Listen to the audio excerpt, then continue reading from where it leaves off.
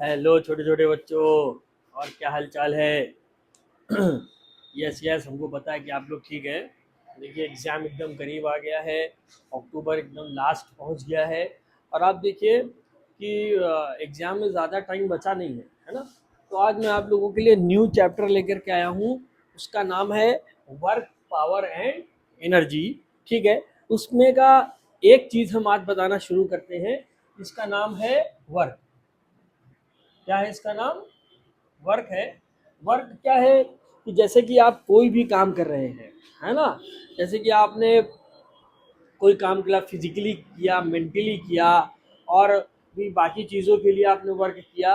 लेकिन ये सारी चीज़ें तो आपकी वर्क है। लेकिन इन फिजिक्स की लैंग्वेज में क्या कहता है कि अगर आप किसी भी ऑब्जेक्ट पे आपने फोर्स लगाया, किसी भी ऑब्जेक्ट पे आपने फोर्स लगाया, जिससे उसमें डिस्प्लेसमेंट हुआ, वो अपनी जगह से किसी एक डायरेक्शन में आगे की तरफ बढ़ गया, या ऊपर की तरफ चला गया, या नीचे की तरफ चला गया, उसी को हम फिजिक्स की लैंग्वेज में वर्क इज डन बोलेंगे। जैसे कि मान लीजिए कि आप सीधा खड़े खड़े अगर किसी वॉल के ऊपर अगर आप धक्का लगाते हैं, उसको ढकेलते हैं, तो ये भी आपको मालूम है कि आप फोर्स तो लगा रहे हैं, आपकी एनर्जी तो लॉस हो रही है, आप थक तो रहे, लेकिन चीज़ें अपनी जगह से क्या हुआ, वॉल अपनी जगह जगह से खसक नहीं रहा है, आगे को नहीं बढ़ रहा है। ठीक है, लेकिन जैसे कि मान लीजिए आपके पास कोई ऑब्जेक्ट है ना, कोई ऑब्जेक्ट आपके पास है, इस पे आपने फोर्स अप्लाई किया, इस पे आपने फोर्स अप्लाई किया, तो ये ऑब्जेक्ट खसक करके कुछ यहाँ तक की डिस्टेंस पे आ गया, है ना। तो यहाँ से यहाँ तक का इसकी कुछ दूरी हुई, उसी को हम क्या बोलेंगे? डिस्प्लेसमेंट बोलेंगे। भाई यहाँ से आपने किसी भी ऑब्जेक्ट पे फोर्स लगाया, वो खसक के कुछ यहाँ पर आ गया, तो इन दोनों के बीच में जो दूरी हुई वो क्या हो गई? डिस्प्लेसमेंट हो गई। अब हमने फोर्स लगाया, फोर्स के साथ साथ ही तो डिस्प्लेसमेंट हुआ। भाई हमने फोर्स उस पर लगा दिया 10 न्यूटन का, 5 न्यूटन का, तो वो चीज आगे की तरफ बढ़ी, आगे की तरफ बढ़ने की वजह से क्या हो गया? Force into displacement. इसी को हम क्या बोलेंगे फिजिक्स की लैंग्वेज में? वर्क बोलेंगे। ठीक है, इसी को हम फिजिक्स की लैंग्वेज में क्या बोलेंगे? वर्क बोलेंगे। एक चीज और समझ लीजिए कि अगर किसी भी ऑब्जेक्ट पे आपने फोर्स लगाया, वो अपनी जगह से आगे की तरफ खसका नहीं, यानी जितना आप फोर्स लगा रहे हो उतना ही उसने फोर्स लगाया। जैसे फॉर एग्जांपल, एक दूसरा एग्जांपल हम ले सकते हैं, दूसरे एग्जांपल ले सकते हैं। क्या करे, कोई ऑब्जेक्ट है, किसी ऑब्जेक्ट पे आपने इधर 2 न्यूटन का फोर्स लगाया, है ना, और इसी पर इधर से उसने भी 2 न्यूटन का फोर्स लगाना शुरू कर दिया, है ना। जैसे कि आपने किसी वॉल पे बहुत जोर से धक्का लगाया, तो वो वॉल अपनी जगह से खसकेगी ही नहीं, क्योंकि जितना आप फोर्स लगा रहे उतना वो भी फोर्स लगा रहा है, जिसकी वजह से आप अपनी जगह पे खड़े हैं। लेकिन आप कुछ ज्यादा जब फोर्स लगाओगे तो वो भी ज्यादा फोर्स लगाएगा, जिससे आप फिसलना शुरू हो जाओगे पीछे की तरफ, है ना। तो वहां पे आपका वर्क डन क्या हो गया? भाई यहाँ पे डिस्प्लेसमेंट इसका जीरो हो गया ना, डिस्प्लेसमेंट जीरो हो गया, तो force into zero, that is work is done, no work is done. कितना हो गया वर्क? कितना हो जाएगा इसका वर्क? जीरो हो जाएगा, है ना। अब हमको ये चीज मालूम पड़ गई कि अगर हम हॉरिजॉन्टली किसी भी ऑब्जेक्ट पे अगर फोर्स लगा रहे हैं, वो ऑब्जेक्ट अपनी जगह से खसके ना, अपनी जगह पर ही रुका रहे, तो उसको हम बोलते हैं no work is done physics की लैंग्वेज में। लेकिन अदर लैंग्वेज में वर्क डन तो हुआ है। अब फिजिक्स क्या कहता है कि अगर उसी ऑब्जेक्ट को आपने ढकेलना शुरू कर दिया है, भाई वो जा रहा है, आगे को बढ़ गया, इसी डायरेक्शन की तरफ बढ़ गया, है ना, वो चलना शुरू कर दिया, तो यहाँ पर क्या हो जाएगा? तब वर्क डन उसका होगा। ठीक है, इसको उतारिए। तो फिर नेक्स्ट हेडिंग क्या है? Expression for the work done when the force at an angle, है ना। अब हम लोग इसका next concept, expression for the work done when the force act an angle to the direction of displacement, the direction of displacement. क्या होगा जब कोई भी फोर्स अगर आप किसी भी चीज़ पे अप्लाइड कर रहे हो, तो वो किसी एंगल के अकॉर्डिंग वो आगे बढ़ रहा है, किसी एंगल के अकॉर्डिंग आगे बढ़ रहा है। मीन्स मान लीजिए आपका कोई ऑब्जेक्ट है ना, आपका कोई ऑब्जेक्ट है, इस ऑब्जेक्ट को आप यहाँ से फोर्स लगा रहे हो, तो ये कंपोनेंट बन गए आपके थीटा, है ना।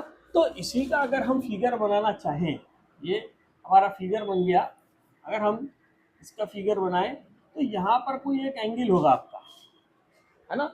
अब कोई भी ऑब्जेक्ट है, अगर हम यहाँ से फोर्स लगा रहे हैं तो ये ऊपर की तरफ चढ़ रहा है और आगे की तरफ भी बढ़ रहा है ना।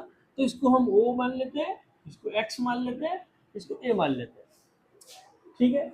अब हम क्या करेंगे कि वर्क डन हमको मालूम है कि work done W is equal to F into o x, F into o x, यानी यही हमारा जो डिस्प्लेसमेंट है ना। इधर ही की तरफ तो हमारा क्या लग रहा है, डायरेक्शन ऑफ मोशन ऊपर की तरफ आगे बढ़ रहा है।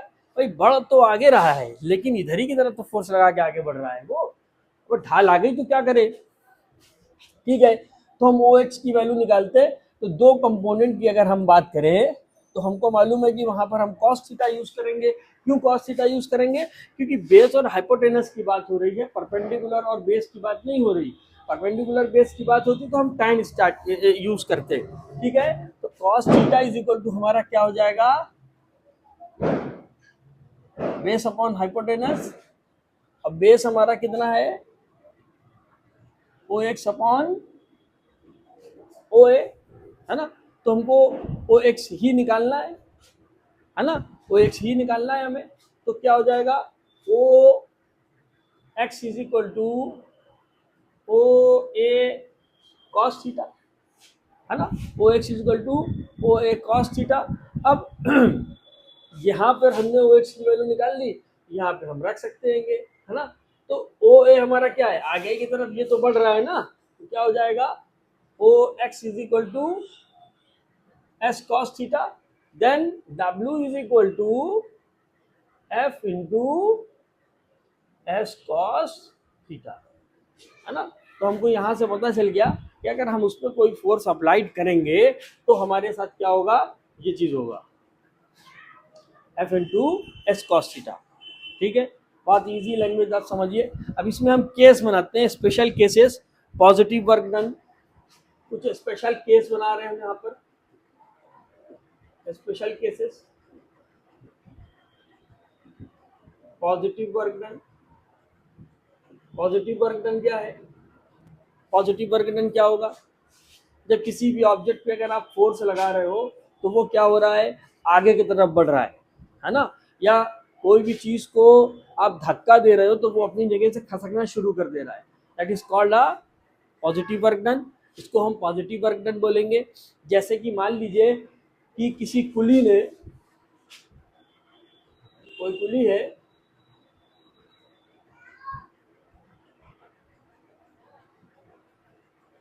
वो अपने सर पे कोई चीज रख करके आगे की तरफ जो है वो बढ़ रहा है ना। तो कुली है, किसी सामान को अपने सर पे रख करके आगे की तरफ देखिए बढ़ रहा है, तो यहाँ पर पॉजिटिव वर्क डन होगा, है ना। तो ये एक एग्जाम्पल हो गया पॉजिटिव वर्क डन का, है ना। दूसरा आपका हेडिंग है work done is zero, point number 1 था। दूसरा है work done is zero. Zero work done कब होगा, जीरो वर्क डन कब होगा, जीरो वर्क डन जब होगा जब कोई भी चीज 90 डिग्री पे होगी। जैसे कि मान लीजिए ये तो क्या कर रहा था, आगे की तरफ बढ़ रहा था, है ना, ये आगे की तरफ बढ़ रहा था। लेकिन अगर कोई भी इंसान या कोई कुली है, वो आपकी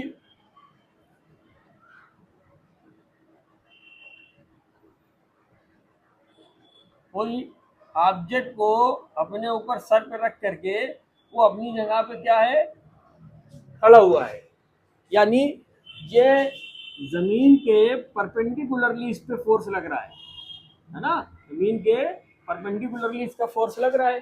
तो जमीन के जब परपेंडिकुलर फोर्स लग रहा है तो हमको मालूम है एस कॉस थीटा, है ना। तो एस कॉस थीटा का मतलब theta is equal to 90 degree. अब कॉस 90 की वैल्यू कितनी हो जाएगी, जीरो हो जाएगी। तो कॉस 90 की वैल्यू जब जीरो हो जाएगी तो W is equal to zero, work done क्या हो जाएगा, यहाँ पर जीरो हो जाएगा। यहाँ पे वर्क डन पॉजिटिव होगा क्योंकि यहाँ पे थीटा की वैल्यू कितनी होगी, जीरो, और कॉस जीरो की वैल्यू कितनी होती है, 1। तो वर्क डन आपका यहाँ पर क्या आएगा,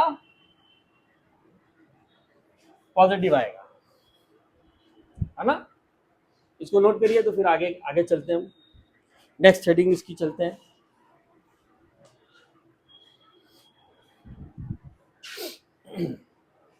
ओके, इसको रफ करते। डस्टर कहाँ चला गया? देखिए एकदम आसानी से, देखिए मैं आप लोगों को हेल्प कर रहा हूँ। जो लोग भी अभी तक नहीं समझ पा रहे थे वो मेरे लेक्चर को अगर पूरा बहुत ध्यान से समझेंगे तो उनको सारी चीज़ें समझ में आ जाएगी, है ना। इसी का वर्क डन इज जीरो का एक और एग्जांपल हम ले लेते हैं। मान लीजिए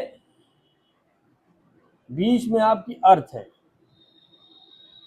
ना, बीच में आपकी अर्थ है। उस अर्थ के, ये मान लीजिए आपकी सैटेलाइट है, ये आपकी सैटेलाइट है। सैटेलाइट आपकी यूं घूम रही है ना। सैटेलाइट क्या कर रही है? यूं घूम रही है। तो सैटेलाइट से अर्थ तक के अगर हम देखेंगे तो यहाँ से ये इनके टेंजेंशियली बन रहा है, यानी 90 डिग्री का एंगल बन रहा है ना। 90 डिग्री का एंगल बन रहा है और ये क्या कर रही है? इसके चारों तरफ घूम रही है। तो थीटा इज इक्वल टू हमारा क्या हो गया? 90 डिग्री, है ना। तो वर्क डन क्या हो जाएगा भाई? वर्क डन क्या हो जाएगा? इसका जीरो हो जाएगा, है ना।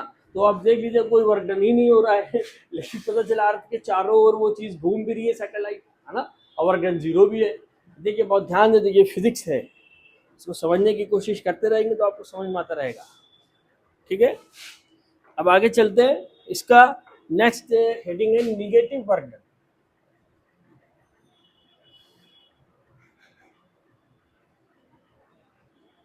इसका नेक्स्ट हेडिंग है negative work done. Negative work done क्या होगा? अगर मान लीजिए आपके पास कोई बॉल है ना, इस बॉल को आप ऊपर की तरफ आपने फेंक दिया अगेंस्ट टू द ग्रेविटी, है ना। क्या क्या कर दिया आपने? इसको अगेंस्ट टू द ग्रेविटी फेंक दिया, है ना। अगेंस्ट टू द ग्रेविटी आपने इसको, गेंद को क्या कर दिया? फेंक दिया। तो जब ग्रेविटी के अगेंस्ट आप फेंकेंगे तो ग्रेविटी नीचे की तरफ लगेगी, है ना। तो इसका कोई मास होगा, इसका, इस बॉल का आपका कोई मास होगा और उसको ग्रेविटी इसके अगेंस्ट खींचेगी अपनी तरफ। तो यहाँ पे जो हमारा वर्क डन होगा वो क्या हो जाएगा? माइनस में हो जाएगा, क्योंकि ये इधर नीचे की तरफ खींच रहा है ना। तो वर्क डन हमारा क्या हो जाएगा? यहाँ पर निगेटिव होगा। जो भी आएगा वो वर्क डन आपका निगेटिव आएगा। ठीक है, पॉजिटिव कब आ रहा था आपका वर्क डन? जब कोई भी थीटा यानी उसकी वैल्यू किसके बराबर हो जा रही थी? जीरो के बराबर हो जा रही थी। ठीक है, अब आप इसको नोट करिए तो फिर आगे का टॉपिक बताएं।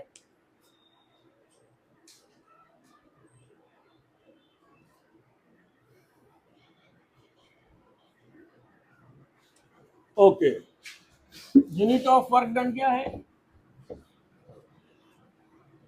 यूनिट ऑफ वर्क डन, बहुत देखिए ध्यान से समझते रहिए, तभी आपको समझ में देखिए बहुत इजीली आएगा, है ना। Unit of work done, unit of work done, unit of work done क्या है? यूनिट ऑफ वर्क डन अगर हम इसका फार्मूले के अकॉर्डिंग देखें, W is equal to F into s, unit of force is newton, and displacement की unit कितनी हो जाएगी? मीटर, है ना। तो newton metre, this is not a SI unit, लेकिन इसकी वर्क डन की ये भी यूनिट होती है ना। लेकिन इसकी जो एसआई यूनिट होती है, it's SI unit is it's SI unit is joule. इसकी जो एसआई यूनिट क्या होगी? जूल। ठीक है, अब इसकी बिगर यूनिट भी होती है, इसकी बिगर यूनिट भी होती है। वर्क डन की हमारी बिगर यूनिट क्या होगी भाई? Kilo joule, mega joule, giga joule, तीन होगी, है ना। तो किलो जूल का मतलब 10⁻³ जूल, मेगा जूल का मतलब 10⁻6 जूल, और गीगा जूल का मतलब 10⁻9 जूल, है ना। इसको नोट कर लीजिए, तो फिर इसके आगे का टॉपिक मैं आप लोगों को बताता हूँ। आगे का टॉपिक आपका है पावर। ठीक है, आगे का टॉपिक आपका है, टॉपिक है का पावर, है ना। इसी चैप्टर का ही नेक्स्ट टॉपिक है power.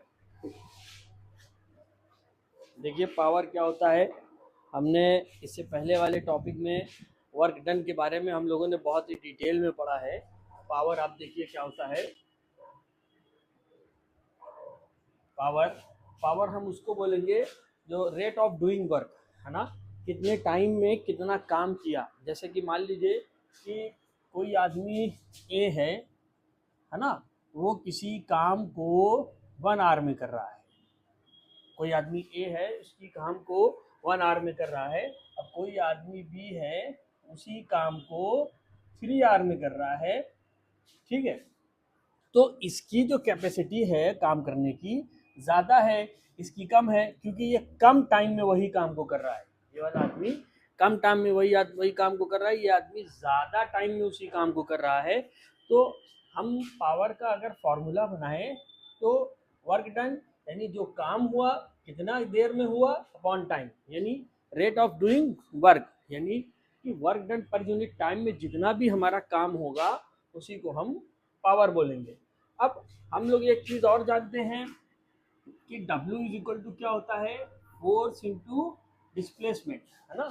W is equal to force into displacement, और टाइम हमारा क्या है, सेकंड में है। तो W की जगह पर हम क्या रखेंगे, F इंटू एस, क्या रखेंगे, एफ इंटू एस रखेंगे, और टाइम हमारा किस में है, सेकंड में है। तो अगर हम इसकी यूनिट बनाना चाहें पावर की, तो फोर्स की unit newton metre upon second, यानी न्यूटन मीटर पर सेकंड, है ना। तो पावर यानी किसी भी काम को करने में हमको कितना टाइम लग रहा है उसी को हम क्या बोलते हैंगे, पावर बोलते हैं। ठीक है, अब इसकी पावर की एसआई यूनिट क्या होती है। पावर की SI unit, it's SI unit is it's SI unit is what. इसकी एसआई यूनिट क्या होती है, वाट होती है। यानी पावर की अगर हम एसआई यूनिट देखें तो उसकी क्या होगी, वाट होगी।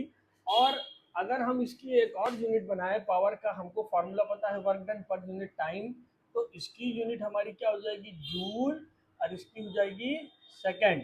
तो हम एक लाइन में लिखना चाहें जूल पर सेकंड, तो पावर की यूनिट एक और हो पता चल गई, जूल पर सेकंड हो गई, है ना।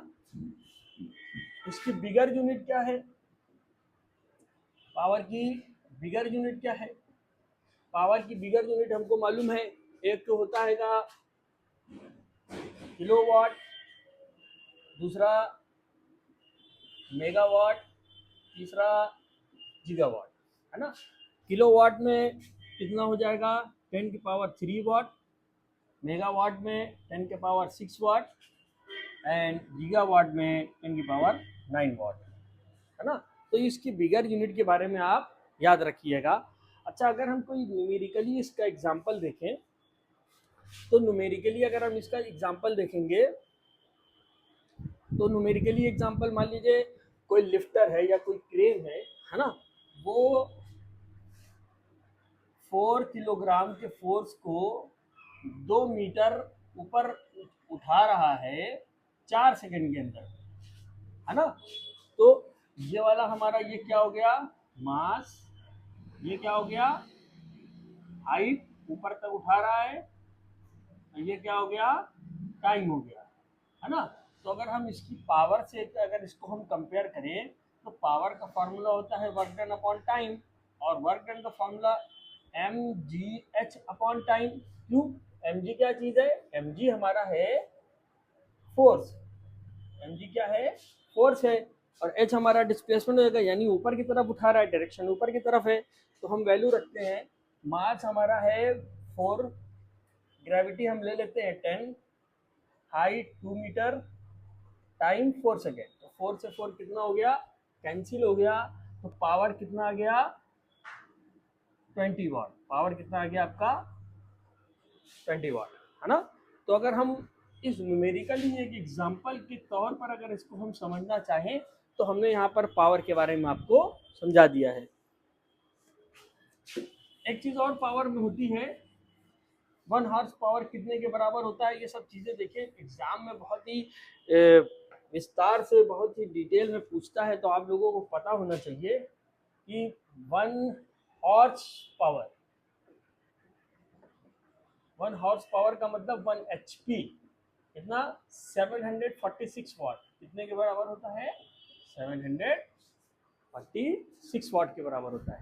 यानी 1 हॉर्स पावर किसके बराबर हो जाएगा 746 वाट के बराबर हो जाएगा। ठीक है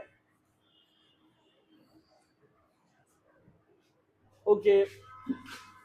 अब हम इसका नेक्स्ट एग्जांपल देखते हैं। इसका नेक्स्ट एग्जांपल हम नेक्स्ट टॉपिक इसका हम मान लेते हैं। इसका नेक्स्ट टॉपिक होगा एनर्जी। इस चैप्टर का लास्ट टॉपिक है वो है एनर्जी।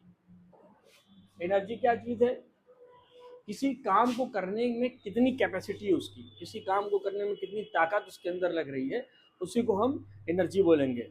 और एनर्जी के बारे में हमने एक चीज़ और बताई थी, energy can neither be created or not it can be destroyed but it can change from one form to another form. एक फॉर्म से दूसरे फॉर्म में आप उसको चेंज कर सकते हैं। जैसे कि मान लीजिए एसी जनरेटर है ना। एसी जनरेटर है तो एसी जनरेटर क्या करता है केमिकल एनर्जी को मैकेनिकल एनर्जी में कन्वर्ट करेगा। यानी उसके अंदर केमिकल डाला, मान लीजिए जैसे आपने डीजल डाला तो वो क्या करेगा केमिकल एनर्जी मैकेनिकल एनर्जी में कन्वर्ट करेगा और वो मैकेनिकल एनर्जी इसको किस में चेंज कर देगा इलेक्ट्रिकल एनर्जी और वो हम लोगों को मिलना शुरू हो जाएगी। देख लीजिए आप इसको डिस्ट्रॉय नहीं कर रहे हैं, एक फॉर्म से दूसरे फॉर्म में आप इसको देखिए कन्वर्ट कर रहे हैं, है ना। केमिकल से मैकेनिकल एनर्जी, मैकेनिकल से इलेक्ट्रिकल एनर्जी में, है ना। दूसरा आपका डीसी मोटर है, एक पहला एग्जांपल। दूसरा एग्जांपल हम मान लेते हैं इसका डीसी मोटर, है ना। उस डीसी मोटर में हम क्या करेंगे, डीसी मोटर का काम क्या होता है, वो इलेक्ट्रिकल एनर्जी को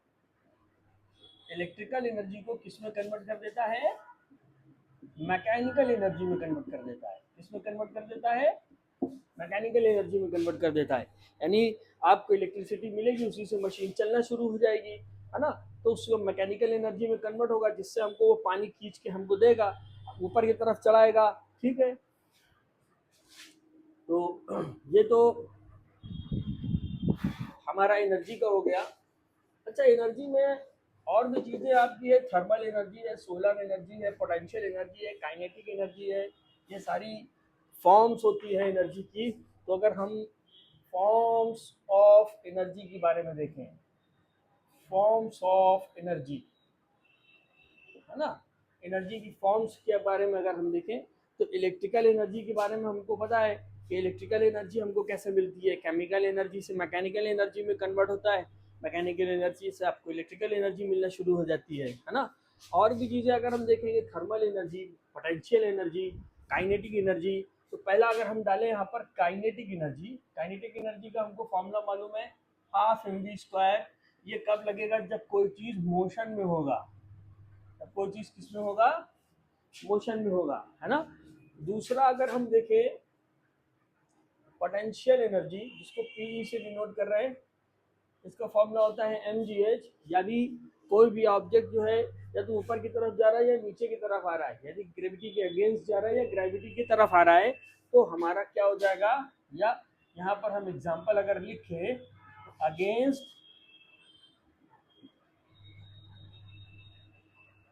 to the gravity, against gravity के अगेंस्ट, या टू द ग्रेविटी, या ग्रेविटी की तरफ, है ना, ग्रेविटी की तरफ जाए तो वो तो हमारा पोटेंशियल एनर्जी हो जाएगा। मैकेनिकल एनर्जी क्या होता है, मैकेनिकल एनर्जी क्या हो जाएगी, इन दोनों का सम हो जाएगी, sum of kinetic energy plus potential energy, that is called a mechanical energy. और हम इसको टोटल एनर्जी भी बोल सकते हैं, इसको हम और क्या बोल सकते हैं, टोटल एनर्जी भी बोल सकते हैं। ठीक है, टोटल एनर्जी भी हम इसको बोल सकते हैं। ठीक है, आप लोग यहाँ तक नोट कर लीजिए। इस चैप्टर का एक पार्ट आपका ख़त्म हो गया है, फिर दूसरा पार्ट आपका अभी हम शुरू करते रहेंगे। अब आप लोग तब तक के लिए इसको वीडियो को देखते रहिए। फिजिक्स से रिलेटेड जो भी हेल्प आप लोगों को चाहिए हमसे हेल्प लेते रहिएगा। ठीक है, ओके, गुड बाय स्टूडेंट।